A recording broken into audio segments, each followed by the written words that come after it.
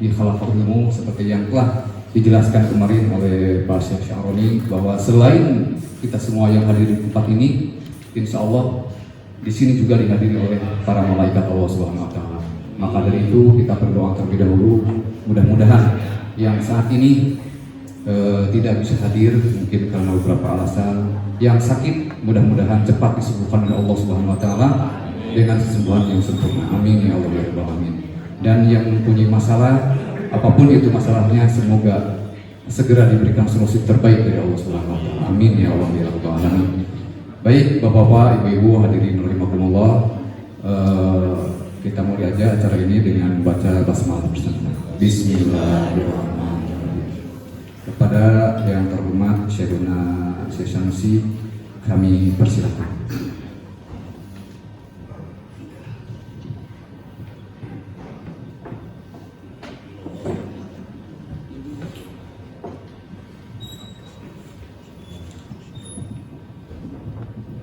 Assalamualaikum warahmatullahi wabarakatuh.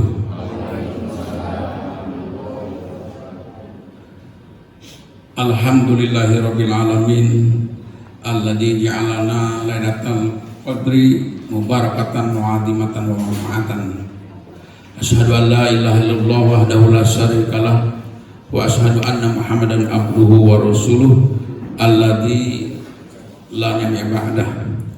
Allahumma sholli wa sallim wa barik ala sayyidina Muhammadin wa ala alihi wa sahbihi ajma'in, amma ba'd. Hadirin kaum muslimin, jamaah pengajian yang saya hormati, wabil khusus kepada yang mulia Bapak Ketua, Bapak Wakil, para hakim dan ibu hakim yang sama-sama saya hormati, para pejabat struktural mulai dari panitia sekretaris dan seluruhnya, serta hadirin para pejabat fungsional, adik-adik, para PKL, dan hadirin para sahabat yang dimuliakan Allah Subhanahu wa Ta'ala. Alhamdulillah, pada pagi hari yang cukup cerah ini kita telah dapat berkumpul bermajah kembali dalam rangka melaksanakan dan mengikuti kegiatan pengajian kita pada setiap hari menjelang kegiatan kewajiban kita untuk mengabdi bekerja di Pengadilan Agama Tasikmalaya. Oleh karena itu, tiada kata yang paling layak kecuali kita persembahkan puja dan beri syukur kehadirat Allah Subhanahu wa Ta'ala yang Maghfur. Salawat teriring salam mudah-mudahan selamanya disampaikan kepada baginda Nabi Agung Muhammad SAW, tidak lupa kepada keluarganya yang suci, para sahabat yang terpercaya, juga mudah-mudahan terlimpah ruah juga kepada kita selaku umatnya yang mudah-mudahan selalu tunduk dan patuh kepada ajaran Allah dan Rasulnya. Amin ya rabbal alamin.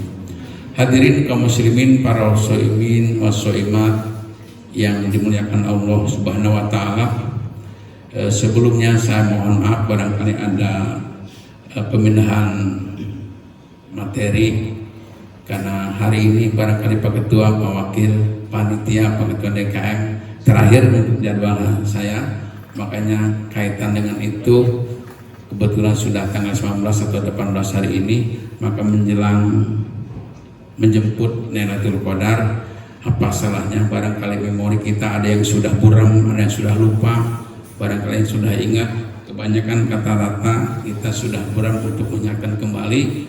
Maka saya akan menyinggung tentang keunggulan, keutamaan, dan padilah-padilah tentang malam Lailatul Qadar. Hadirin berbahagia, supaya saya tidak terarah, maka ada diantaranya dari rujukan kita hikmatut tasri wa falsafatuhu, hikmah at-tasri dalam filosofisnya karangan Syekh Jurjawi Mesir yang biasa diain Pak Wakil ya dulu kita. Kemudian ada kitab yang Tolibin, syarah kitab Al-Fathul Mu'in, ini juga panjang lebar dijelaskan tentang Lailatul Qadar. Sebagaimana ibu-ibu pegang di HP masing-masing itu di Podcom. Hadirin berbahagia,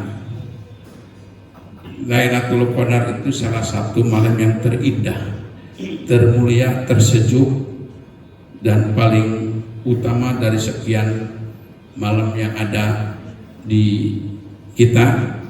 Maka oleh karena itu setiap orang yang beriman, setiap orang yang punya rasa rindu kepada Allah, maka insya Allah akan berebut untuk mendapatkan malam Lailatul Qadar tersebut.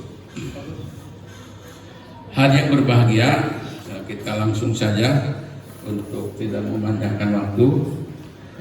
Pada ilmu Lailatul Qadri, padilah malam Lailatul Qadar. Lau dakarna ulama yasturu fi hadil kalimati la nablugu ba'dun min fadlihal adim. Andai kata kami sebutkan seluruh yang sesuatu pada kalimat ini, maka tidak akan pernah nyampai sebagian daripada tentang keutamaan bulan Lailatul Qadar yang agung ini. Artinya seluruh dituangkan dalam kalimat ini tidak akan tercakup. Lailatul Qadri khosotan bil umati Muhammadiyah. Lailatul Qadar itu khusus kepada umat Muhammad sallallahu alaihi wasallam.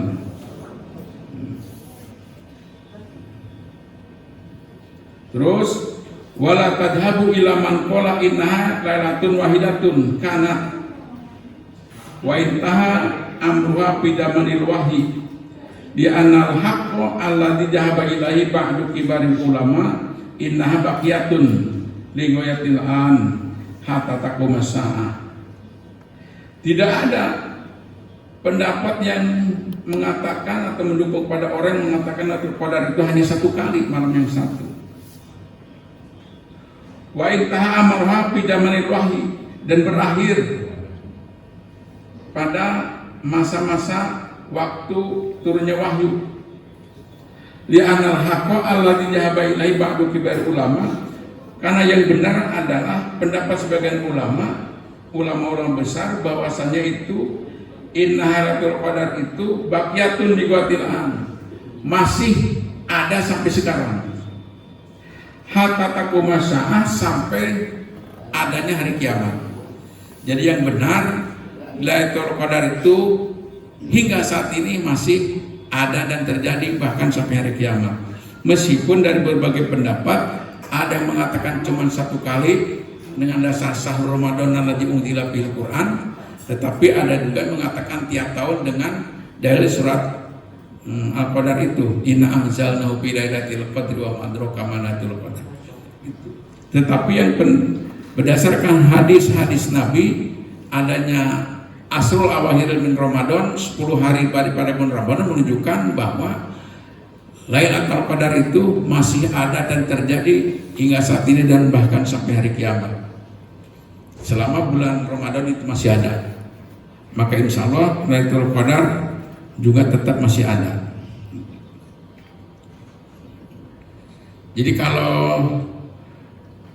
Lailatul Qadar secara formalistik barangkali sebagaimana kemarin disampaikan oleh Abu Haji Sa'aroni, yaitu da'atan tanakut, turun sekaligus dari alam wilayah ke alam mahfud, al malaikat, kemudian ke bawah ke Nabi Muhammad SAW. Saya tidak akan membahas itu yang disebut pendapat sebagian ulama yang mengatakan Qadar cukup turunkan wahyu pertama. Tetapi dari berbagai pendapat dan kesimpulan akhir, yang paling benar, yang paling masyhur, pendapat yang paling bisa dipertanggungjawabkan berdasarkan hadis-hadis Nabi Muhammad SAW, karena Rasul setiap akhir bulan Ramadan, terutama malam-malam ganjil atau witir, maka Rasul biasa lebih sigap, lebih itikaf, lebih banyak diam di masjid untuk menunggu malam Lailatul Qadar. Hal yang berbahagia, Lailatul Qadri min khosaisil umat Muhammadiyah. Lailatul Qadar itu bagian kekhususan dari umat Muhammad, tidak ada kepada umat yang lain. Faqad ruwiya atau an Ibnu Abbasin radhiyallahu anhu, sungguh telah diriwayatkan oleh Atha dari Ibnu Abbas radhiyallahu anhu, annahu dzukira li Rasulillah sallallahu alaihi wasallam rajulun min bani Israil hamala silah ala atiqihi fi sabilillahi al-fasahri Fa'ajaba Rasulullah sallallahu alaihi wasallam wa taman ayyakuna li ummatihi minal fadaili. Faqala ya Rabbi ja'alta ummati aksara umami a'maran wa aqalluhum a'malan. Fa'atahu Allah ta'ala lailatul qadri khairun min alfi syahr. Allati hamala biha al-israiliyyu as-silah fi sabilillahi laka wal ummatika ila yaumil qiyamah. Nah, ini hadisnya. Jadi salah satu latar belakang asbabun nuzul ayat Lailatul Qadar, ayat surat Al-Qadar itu diantaranya diriwayatkan oleh Ibnu Abbas atau dari Ibnu Abbas bahwasanya Rasulullah pernah diingatkan kepada seorang laki-laki dari Bani Israel yang membawa senjata di pundaknya fisabilillah dalam membela agama Allah. Alfa syahrin 1000 bulan. Jadi orang-orang Israel dulu yang beriman jadi pernah perang selama 83 tahun. Kalau Iran dulu perang 8 tahun ya Rusia Ukraina cuma baru berapa bulan. Ini dulu 83 tahun 1000 bulan. Rasulullah SAW, Nabi merasa takjub, merasa kaget, merasa aneh, terheran-heran dan akhirnya kepingin bagaimana mungkin ya umat saya. Maka Rasul pingin umatnya seperti itu. Wa tamana ayakuna li ummatihi minal fadaili. Maka Rasul berkeinginan, berharap supaya umatnya juga punya kelebihan daripada itu. Kalau mereka gagah-gagah perkasa, pintar, cerdik, cerdas, badannya sehat, tinggi besar, sehingga bisa perang 80 tahun, maka bagaimana ini bisa terjadi keutamaannya lebih daripada itu untuk umat Muhammad. Pakola kemudian Rasul berdoa, curhat kepada Allah, ya Rabbi ja'alta ummati aksarul umami a'malan. Wahai Tuhanku, engkau telah menjadikan umatku pendek-pendek umurnya. Wa aqallu a'malan, sedikit kerjanya. Fa'atahu Allah ta'ala lailatul qadri, untuk mengimbangi bahkan melebihi daripada keutamaan orang Israel bisa perang 1000 bulan atau 83 tahun, maka Allah memberikan perimbangan dengan malam Lailatul Qadar. Satu malam orang mendapat itu dia kualitasnya melebihi daripada 1000 bulan. Yang pernah secara kasus orang-orang Israel umat dan Muasa bisa perang 83 tahun. Maka ketika kita seorang umat Muhammad mendapatkan itu, maka kualitas kita bisa melebihi keutamaan daripada orang perang 83 tahun atau 1000 bulan. Khairun min alfi sana, ini perbandingan lebih baik daripada 1000 bulan. Yang pernah orang-orang Israel membela agama Allah bisa bilillah 1000 bulan. Nah, alati hamala pihak Israel, sebagaimana orang Israel pernah memanggul senjata membela agama Allah. Untuk apa Khairun itu Lailatul Qadar? Laka untukmu, walitu umatika, dan untuk umatmu wahai Muhammad, ila yaumil qiyamah, sampai hari kiamat. Artinya berarti Lailatul Qadar itu masih ada dan akan terjadi sampai hari kiamat. Itulah yang lebih kuat nih kaum muslim. Bapak yang berbahagia, lalu bagaimana untuk kita? Karena itu masih ada, maka tentu saja sehingga orang diperingati, dilaksanakan, digeluti, dijemput dengan malam-malam akhir. Makanya kasih Aisyah, Rasulullah ketika akhir bulan Ramadan, sarungnya disingkapkan, bajunya disingsingkan, sigap, tidak terlalu banyak pakai selimut karena langsung itikaf di masjid, tidak terlalu banyak tidur di rumah. Kenapa disebut malam Lailatul Qadar? Menurut Ibnu Taimiyah, karena pada waktu itu min amrin hakimin itu ditentukan segala keputusan, penetapan Allah untuk masa depan, terutama untuk program 1 tahun hambanya. Minal arzaki wa ajalihim, baik itu tentang rezekinya, tentang ajalnya, masa depannya, itu ditentukan dalam 1 malam itu. Jadi ketika seseorang mendapat Lailatul Qadar, penentuan dan ketentuan Allah untuk seseorang tersebut dalam 1 tahun terutama dia akan terjamin. baik kesehatannya, fisiknya, tentang terutama kehidupannya. Minal arzak ini simbol daripada kehidupannya akan sejahtera dan sebagainya. Itu disebutlah malam Lailatul Qadar, malam penentuan ketetapan Allah bagi hamba yang mendapatkan malam Lailatul Qadar tersebut. Nah, yang lebih menarik bapak-bapak yang berbahagia,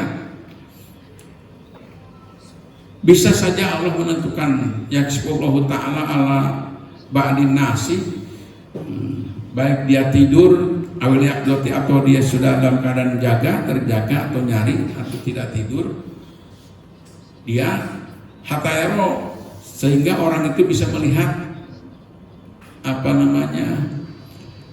malam Lailatul Qadar. Jadi orang-orang tertentu, kata Ibnu Taimiyah, bisa melihat langsung karena Allah membuka kesapahnya. Jadi wasakinatun aqwayatun hari walaqiyatul bari wa qad yaksifuhu Allah taala li ba'din nasi fil manami wal jaqdah. Terkadang Allah membuka kasapnya orang tersebut baik dalam keadaan tidur atau yaqdah, dalam keadaan terjaga tidak tidur. Payar anwaroha, orang itu langsung melihat cahaya-cahaya malam Lailatul Qadar. Oyaroma yakullahu hadil Lailatul Qadar, atau berdasarkan orang mendapat informasi dari orang lain bahwa malam ini malam Lailatul Qadar. Wa qad yaftahu ala qalbi, atau terkadang juga Allah membukakan langsung kepada hati seseorang, terbuka minal musahadati, langsung menyaksikan cahaya-cahaya Lailatul Qadar. Ma yatabayyanu bil amru, dengan jelas dan terbukti. Makanya dalam sejarah orang-orang yang dapat karunia dari Allah, secara langsung ada mukasafah, orang melihat langsung bercahaya turun dari langit. Kenapa? Karena ribuan bahkan miliar malaikat yang watasaudu watanadzulu, turun naik malaikat dengan usalim wa yad'uhum wal istighfar li umat Muhammad SAW. Malaikat itu turun naik mendampingi pada itu turun naik karena membacakan salam, berdoa dan istighfar untuk umat Muhammad SAW. Nah, ketika ada orang-orang yang dikehendaki oleh Allah dengan mukasafahnya itu yang dikehendaki, melihat cahaya bergempuran dari langit turun ke muka bumi ini.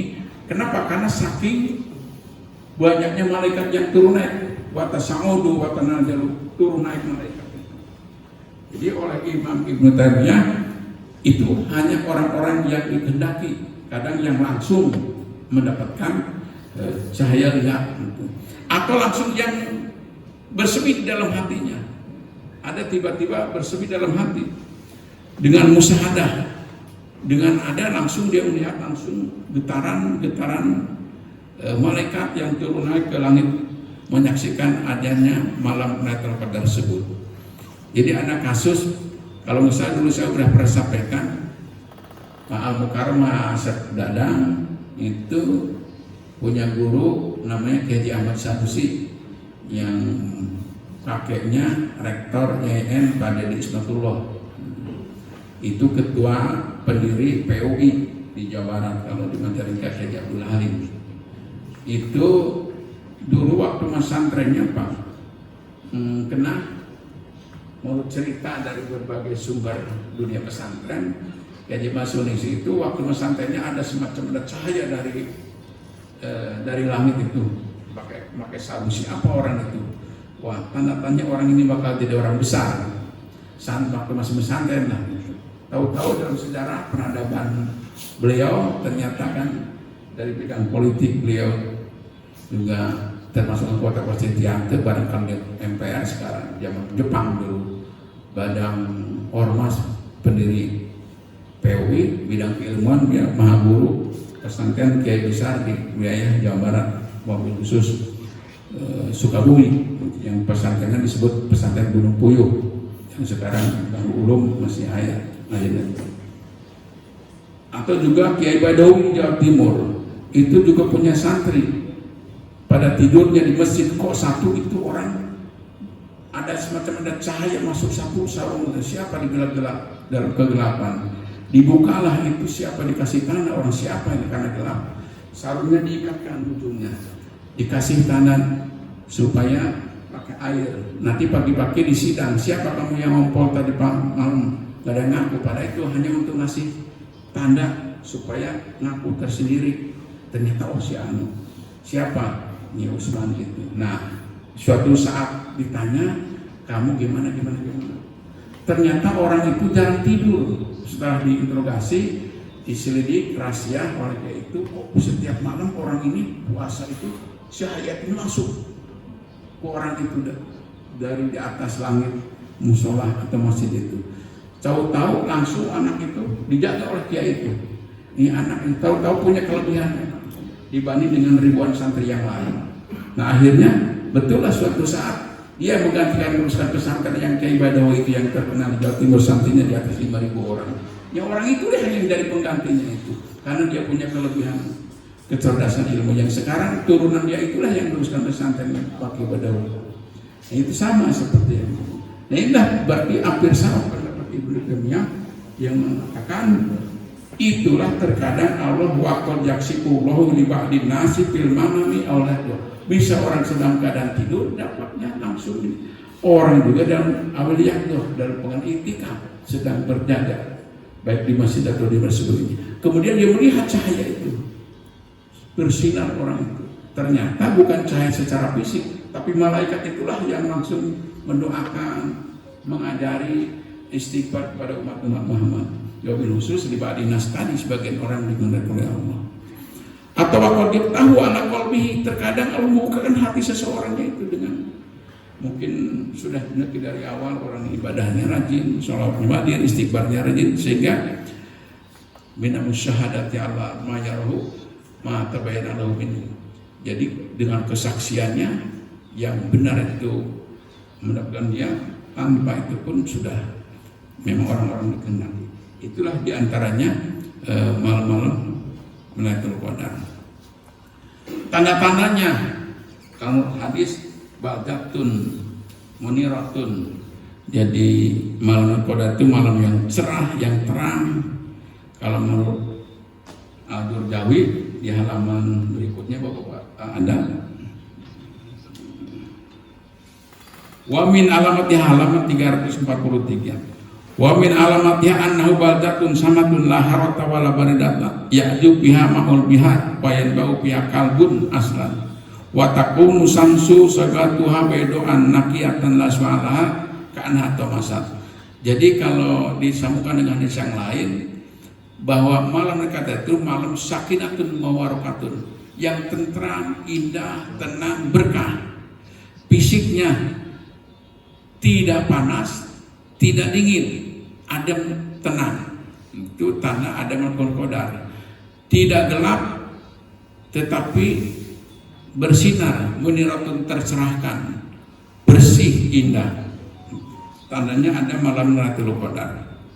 Kemudian bahkan menurut Syekh Ar-Rijawi ini, wa ya'jubu biha ma'ul bihar. Air laut pun terasa tawar.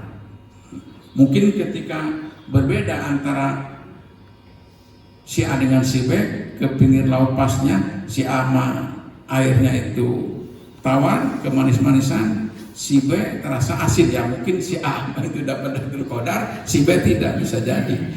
Kenapa bisa air laut aja bisa jadi tawar dan kemanis-manisan? Karena memang itu tadi kan keberkahan atau terahmati dengan sinar saking miliaran malaikat turun ke bumi itu, sehingga awan pun menjadi sahdu, menjadi tenang, tentram, sakinatun baldatun. Jadi cerah matahari, la harota wala baridata, tidak dingin, tidak panas, tapi tenang. Bahkan termasuk binatang yang biasa menggonggong, anak-anak balita yang biasa merengek, pada hari itu tenang, tentram, tidak terlalu banyak merengek. Watakun samsubiatu. Nah, matahari pun putihnya bukan putih silau, tetapi putihnya putih bersih, tidak memancar, tidak memuncrat panasnya. Matahari, kalau matahari biasa kita dipandang kita memuncrat, kalah kita. Tapi ini wala syua, tidak memuncrat, kamu termasuk cerah, tapi lunak, putih, tapi tidak menyilaukan untuk dipandang matahari. Jadi saking indahnya, saking karena sinari oleh malaikat itu tanda. Makanya andai kata wayam bagi liman ro'a hadil alamah, sepantas bagi orang-orang yang melihat tanda-tanda ini, cuaca sangat indah, suasana tentram, matahari tidak terlalu panas, tidak terlalu dingin, adem ayem, maka bergegaslah ngambil air wudhu dan itikaf di masjid, baca Quran, bertasawuf. Itu diantaranya kata Rasulullah SAW. Nah, kemudian bapak-bapak, kita ngejar waktu supaya ini kan sekedar karena pengalaman spiritual kita dengan orang lain mungkin berbeda. Saya hanya sekedar akademis, itu bisa dilihat, dan soal benar atau tidak saya fotokopikan juga ada di situ yang apa tanda-tanda pendapat Imam Ghazali ada di situ Pak, halaman 257 ya, 257 ada dua, saya rangkumkan. Jadi bisa diketahui kalau menurut beliau malam Lailatul Qadar itu kata Imam Al-Ghazali annaha tu'lamu fihi bil yaumil awal. Lailatul Qadar bisa diketahui dari hari pertama, bil yaumil awal minas syahri, dari bulan pertama. Fa in kana awaluhu yaumal ahadi aw yaumil arba'i, atau kalau hari pertama adalah hari Ahad atau hari Rabu, fahiya lailatul isni wa isrina, maka insyaallah malam Lailatul Qadar adalah jatuh pada tanggal 29. Wal khamis fahiya lailatul khamsi wa isrina, kalau hari Kamis maka insyaallah jatuh pada tanggal 25. Yaumil sabti, atau hari Sabtu, fahiya lailatul salasi wa isrina, kalau hari Sabtu berarti Lailatul Qadar jatuh pada tanggal 23. Itu kata menurut pengalaman Imam Al-Ghazali. Pendapat ulama yang lain itu ada di situ. Oh iya lupa. Pendapat ulama yang lain bedanya yang saya sampaikan di dalam WA tersebut. Nah, ada pertanyaan yang menarik semalam saya di DMI. Secara kasus kan tidak sama. Contoh, kita ada yang Sabtu, pada akhirnya itulah pengalaman spiritual dan keyakinan. Karena itu hanya faktor-faktor harfiah saja. Sebab kenapa? Nah ini kan kebenarannya tidak mutlak. Ini ilmu. Rasul pun tidak menentukan harus tanggal berapa. Rasul saja seorang manusia super power yang spiritualnya tinggi daripada Allah tidak beritahu oleh Allah tanggal sekian, tidak. Tapi hanya di jaring 10 terakhir, sehingga itulah tanda-tandanya hanya diberikan 10 akhir bulan Ramadan, malam ganjil. Itulah Rasul lebih banyak etika. Adapun ada pengalaman orang spiritual menurut pengalaman pribadi Imam Ghazali, nah itu sah-sah saja dalam dunia ilmu. Tetapi kebenarannya tidak mutlak, karena bisa salah, bisa benar. Itu hanya perimbangan. Kalaupun itu secara ilmiah salah, tidak salah, maka kita ketika Pak Idris ditanya kepada Pak Haji Dede, Pak Haji Dede di Mekah ada Ka'bah, ada. Dari mana Bapak tahunya Pak Idris? Dari Pak Dede. Kenapa bisa Pak Dede bisa dibuktikan? Karena Pak Dede pernah ke Mekah. Maka informasi Pak Dede jadi pengalaman Pak Idris. Ditanya Pak Idris oleh si Alam, Pak Idris, di surga benar? Kalau mati ada surga, benar. Dari mana informasinya? Mereka pernah ke surga? Belum, tidak harus ke surga dulu. Saya mengatakan ada surga. Kenapa? Saya juga tidak perlu ke Mekah dulu kalau di Mekah ada Ka'bah. Informasi dipahami Dede. Kalau saya ke surga dari mana informasinya? Dari Muhammad. Tidak harus saya mati dulu ingin tahu Ka'bah, ingin tahu apa surga. Tanya aja ke Nabi Muhammad lewat hadisnya. Ada, benar. Nah, artinya ketika Pak Idris ingin tahu rasa sakit ditabrak kereta api, ya tidak harus ditabrak dulu, kan gitu. Ya, ketika orang ngajar manasik haji, ya tidak perlu haji dulu. Bagaimana ustaznya? Kalau ustaznya miskin nggak pernah haji tapi ilmunya ada, bisa. Ya sama. Itu namanya teori Auguste Comte, ya, filosof Inggris yang masuk Islam dengan teori empirisme. Pengalaman orang menjadi pengalaman kita. Ketika Pak Idris ingin tahu sakitnya ditabrak kereta api, ya tidak harus menabrakkan diri dulu, hancurlah sebelum menjawab. Lihatlah orang lain yang ditabrak kereta api, hancur. Ketika kita tahu adanya surga, kan tidak perlu masuk surga dulu. Dari mana? Pengalaman tahunya dari Muhammad. Ya, ketika Pak Idris ingin tahu Ka'bah di Mekah, tidak harus berangkat dulu. Nunggu duitnya kan 40 juta, 50 juta kan lama. Tanya aja kepada dia yang pernah ke Mekah. Betul ada. Nah, itu namanya teori empirisme. Pun pengalaman ini ada pengaruh spiritual orang masing-masing. Baik secara status sosial dia sebagai ulama, sebagai kiai, atau juga manusia biasa dengan rakyat jelata, tetapi kemampuan spiritualnya lebih baik daripada orang yang punya status sosial tinggi. Itulah pengalaman spiritual. Maka oleh karena itu, bapak-bapak yang berbahagia, itulah salah satu buktinya adanya malam Lailatul Qadar, riwayatil baqiyatil hatta taqum masa sampai hari kiamat.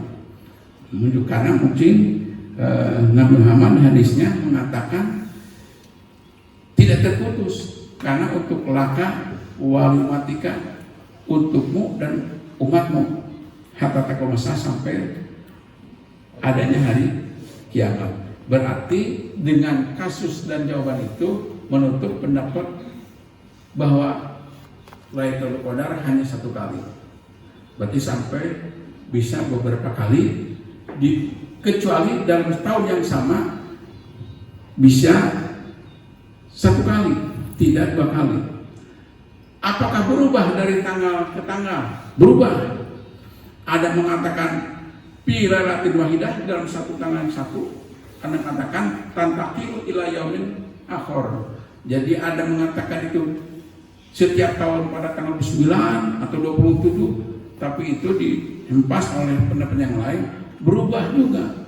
Mungkin saja tahun 2001 itu jatuhnya pada tanggal 29, atau mungkin saja untuk tahun ini jatuhnya pada tanggal 27. Jadi berubah tiap tahun.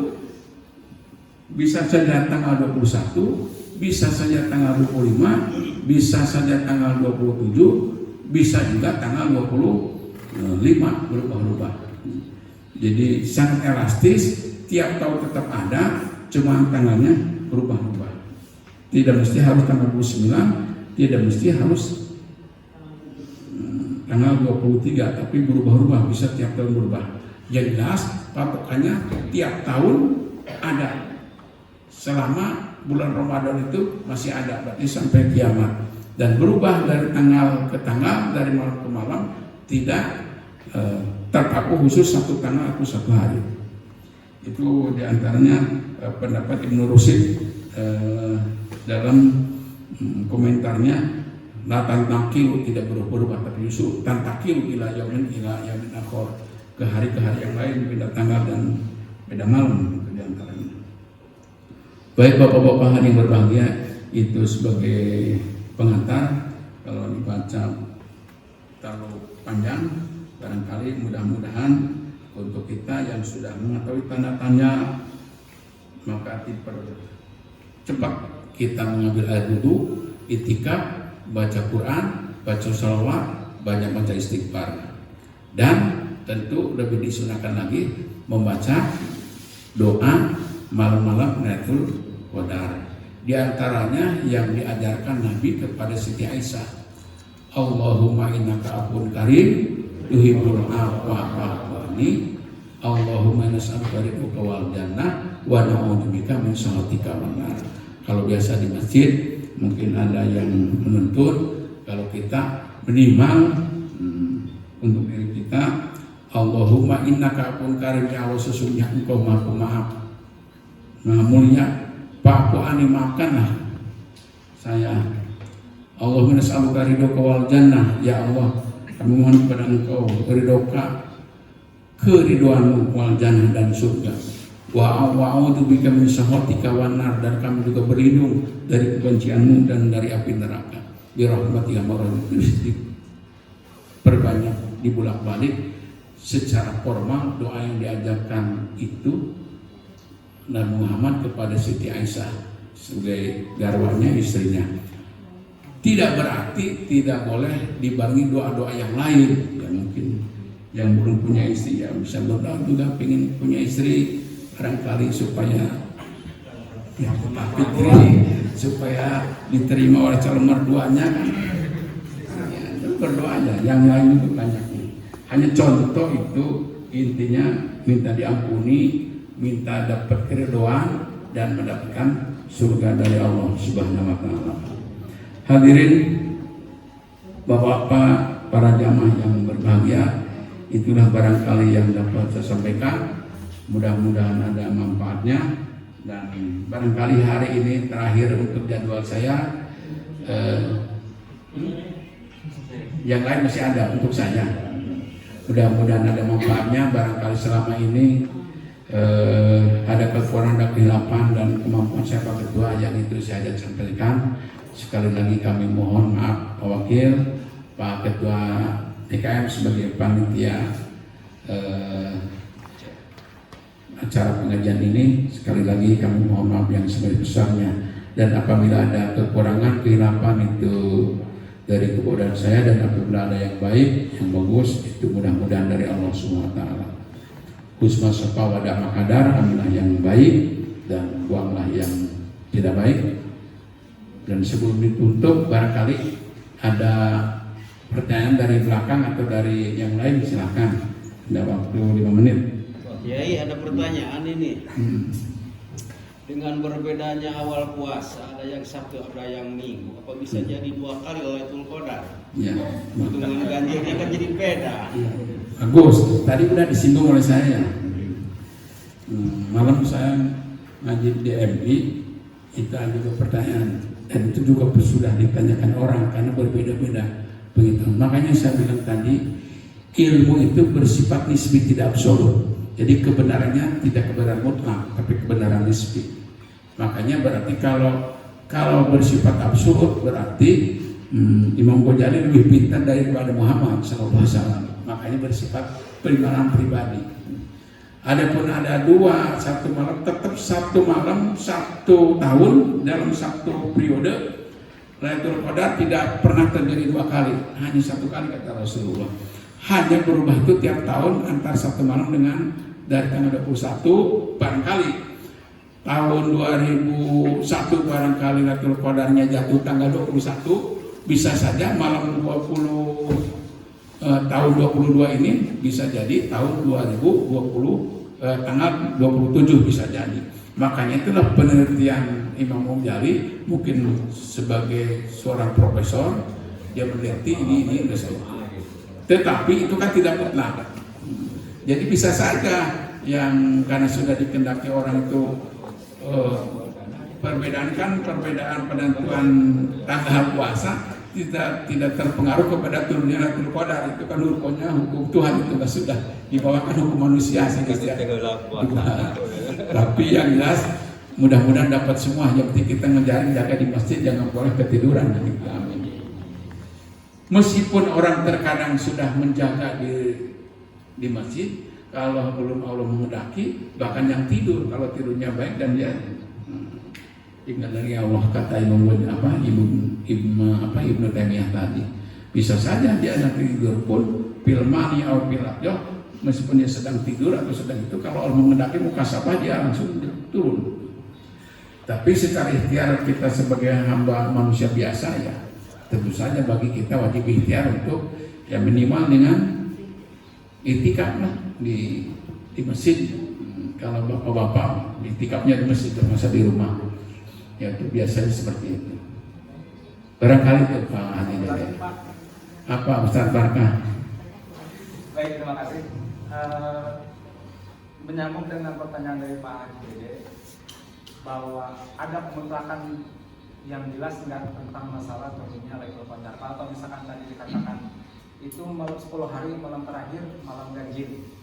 Nah, nyambung dengan pertanyaan itu, tentunya dengan perbedaan awal puasa, si A Sabtu, si B Minggu, ganjil dan genapnya berbeda. Nah, ganjil dan genapnya berbeda dalam 10 hari terakhir.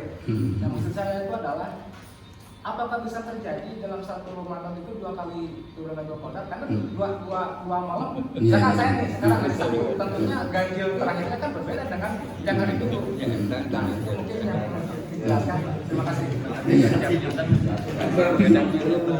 Kan nggak perlu dijawab lagi oleh sekolah begini Pak. Kebenaran itu tidak ada dua.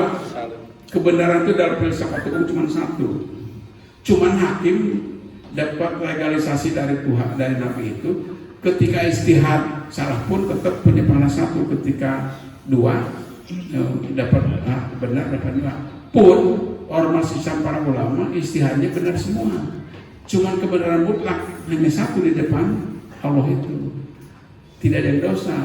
Maka ketika secara fisik kelihatan ada 2 tanggal, apakah Lailatul Qadar jadi dua kali?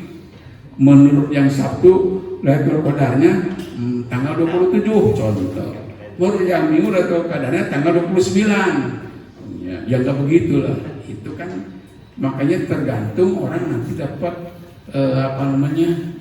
takdir Allah, berpihak karunia Allah kepada siapa yang dikehendaki. Bisa saja menurut Pak Barkah tanggal 29, Pak Dede berkehendak tanggal 27, kan tinggal berlomba-lomba beribadah itu dah. Makanya ada itikaf 10 akhir itu, karena kejadian semua kan dari tanggal 21 tanggal 29. Cuman jangan diintip-intip. Kalau diintip-intip begitu, contoh Pak Barkah ngintipnya setiap tanggal ganjil menurut Pak Barkah, puasanya Sabtu, berarti Pak Barkahnya malam Minggu, Pak Haji Dedenya malam Senin, giliran. Jangan begitu. Tidak dihitung per itunya. 10 akhir bulan Ramadan. Nah, ada istilah itu 2 hari berbeda, itu sifatnya kasuistik Pak, bukan teori normatif, itu kasuistik sifatnya. Jadi itu pun tidak bisa digeneralkan karena kebenaran satu. Jadi malam Ramadan itu tetap cuma satu. Ya, misalkan gini, yang hari Sabtu jatuhnya tanggal 27. Ya Pak, berarti kalau menurut yang hari Minggu itu tanggal 26 Pak. Berarti yang ganjilnya yang mana ini? Yang 27 atau yang 26? Ya sesuai hitungan menurut dia ini. Ganjil kalau tanggal itu bisa terjadi 2, tapi malam itu Qadar tetapi 1. Maka tergantung keyakinan. Jadi 2. Tapi intinya itu jangan terlalu ke situ, dijaring saja. 10 akhir Rasul juga nggak dipilih kok. Pokoknya Rasul asrah akhir 10 terakhir. Tapi dengan begitu pun saya sudah angkat topik sama Pak Barkah. Berarti Pak Barkah sudah persiapan itikaf di masjid. Jangan hanya itikaf enggak kualat dong. Bahwa menunjukkan atensi untuk beritikaf itu menunjukkan aura Pak Barkah itu ada. Bagus Pak Barkah. Masih ada cukup? Tentang itikaf di masjid. Ya. Ini kan masjid itu rupa-rupa ya, ada yang namanya musola, ada masjid agung, ada masjid jami. Iya, iya. Ada yang katakan itikaf itu yang utama di masjid yang biasa pakai sholat Jumat gitu saya. Iya. Nah, sedangkan di lingkungan saya masjidnya gede Pak, tapi nggak pakai sholat Jumat gitu Pak. Jadi yang utama di mana Pak? Itu Pak. Karena yang ada katakan itikaf itu yang bagus di masjid yang sudah pakai Jumatan Pak. Itu Pak. Terima kasih Pak. Memang kalau ketua DKM itu bertanyanya mantap ya Pak. Namanya juga ketua DKM. Baik, itu soal istilah langgar tajuk musola itu perbedaannya dari secara umum itu administrasi saja, kita terhiban itu kemenangan. Ketika meskipun dia masjidnya besar, tapi belum disebut masjid, musola saja kan gitu. Ketika sudah masjid itu pakai Jumat. Secara umum disebut masjid tempat sujud, tapi musola tempat sholat tidak dipakai Jumat. Kalau langgar lebih kecil daripada musola lagi karena di pojok-pojok di ujung kampung. Tajuk bisa di tengah sawah kan gitu. Langgar biasa pakai bilik dan papan itu kan dulu. Sekarang kalau disebut langgar tapi keramiknya mewah, lama, nggak langgar lagi kan. Itu banyak tingkatan-tingkatan administrasi ketertiban itu aja di Kemendagri Sudun. Nah, ada pun dalam fikih bukan soal itunya. Wakaf atau enggak?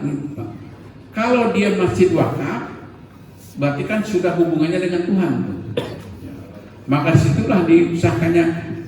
Kalau di contoh Pak Idris punya musola di belakang dapurnya kan tempat sholat, boleh nggak wakaf di situ? Kalau administrasi fikih tidak diwakafkan, maka wakaf bukan di situ.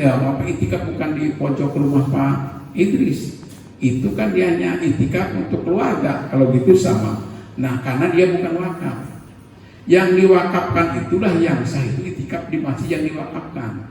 Karena biasa karena sudah tanah Tuhan, bukan tanah Pak Idris. Karena sudah dikeluarkan di semua.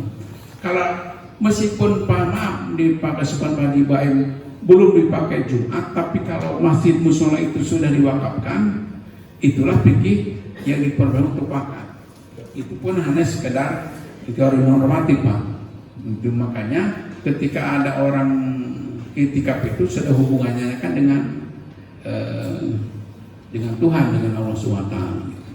Apa dia musola atau dipakai Jumat atau tidak, sah-sah aja kalau itu, selama dia sudah jadi diwakafkan, sudah bukan. Kalau di rumah mah kita di pojok ada musola kecil kan untuk keluarga kita, itikaf di pojok, ya enggak lah, karena itu mah hanya kamar saja yang dijadikan tempat musola. Jadi yang sudah jadikan dikerahkan meskipun tidak bersertifikat, itu maksudnya sudah diserahkan kita untuk musola umum. Bagaimana kalau musola kantor nggak bisa itikaf di kantor kita ini? Karena itu kantor musola kantor, bukan orang lain nggak bisa. Itu nggak bisa pakai itikaf, Pak. Karena itu besok bisa jadi kantin, bisa jadi ruangan perpustakaan. Masjid Agung ya? Nah, Masjid Agung kan. Contoh itu kan mungkin. Nah, itu bapak-bapak yang berbahagia, yang perbedaan seperti itu. Tapi itu mendapat orang seperti itu. Barangkali cukup ya. Mudah-mudahan ada manfaatnya. Apabila ada yang salah, ada yang khilaf, bodoh dari saya, mudah-mudahan yang benar itu dari Allah Subhanahu wa taala. Ditutup dengan akhir kalam. Assalamualaikum warahmatullahi wabarakatuh. Lupa ada kuis terakhir ini.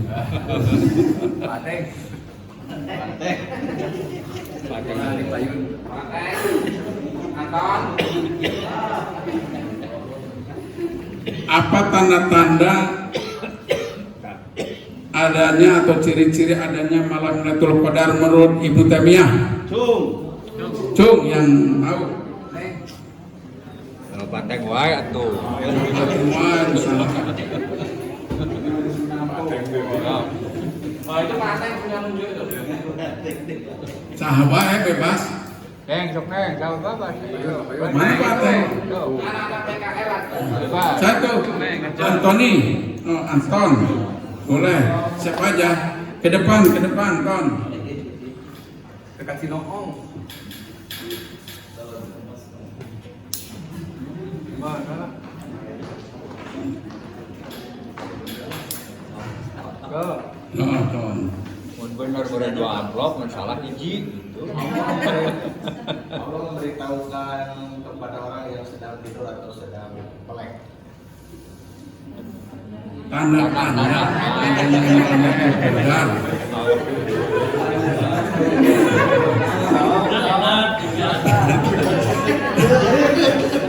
Tanda-tanda adanya malam Lailatul Qadar.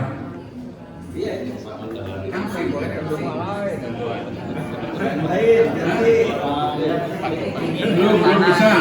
Silakan duduk kembali. Silakan Fikri. Di depan. Tanda-tanda adanya malam Lailatul Qadar. Malam terasa tenang, seram, tenang ya, tenang. Terus yang kedua, air laut terasa tawar. Terus.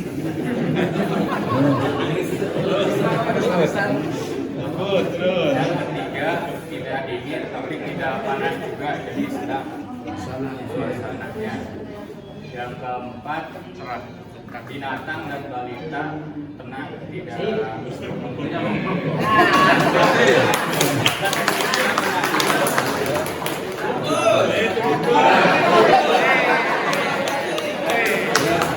Duduk. Terus siapa yang bisa doa itikaf ketika malam Lailatul Qadar? Yang tadi itu. Silakan dari PKL. Ya.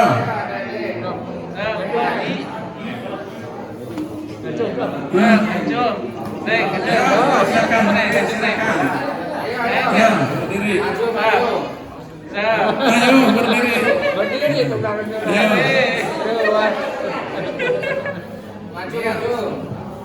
Ayo waktunya habis, ayo cepat. Ya di sini. Silakan.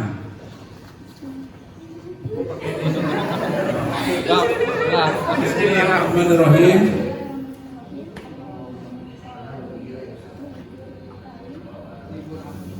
Balik lagi. Bismillahirrahmanirrahim.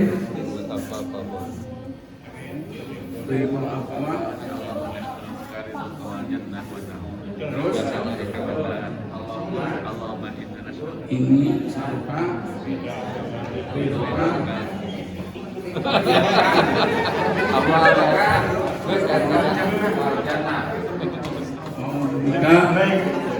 min sahoti. Nah, terima kasih. Itu upah kapayun lumayan.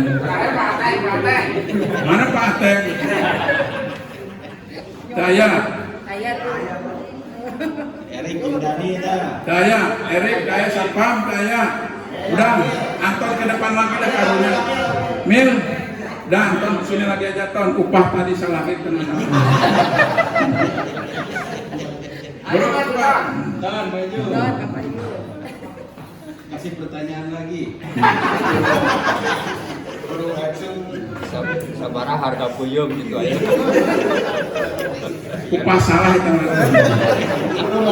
Terima kasih. Wassalamualaikum warahmatullahi wabarakatuh. Waalaikumsalam warahmatullahi wabarakatuh. Alhamdulillah telah kita simak bersama penjelasan dari beliau tentang Lailatul Qadar. Maka bagaimana baginda Nabi Sallallahu Alaihi Wasallam di 10 hari terakhir beliau mengencangkan dekat pinggang dengan artian beliau bersungguh-sungguh menghidupkan malam-malamnya dan beliau membangunkan keluarganya.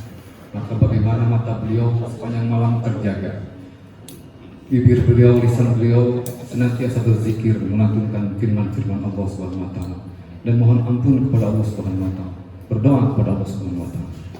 Maka bagaimana kita yang mengaku umat beliau dan cinta kepada beliau senantiasa harus terus meneladani kehidupan beliau. Maka mudah-mudahan kita semuanya bisa mendapatkan keutamaan malam Lailatul Qadar. Amin. Ya Rabbal Alamin. Dan sebelum ditutup tadi ada pengumuman sedikit dari Pak Ketua pada beliau dipersilakan.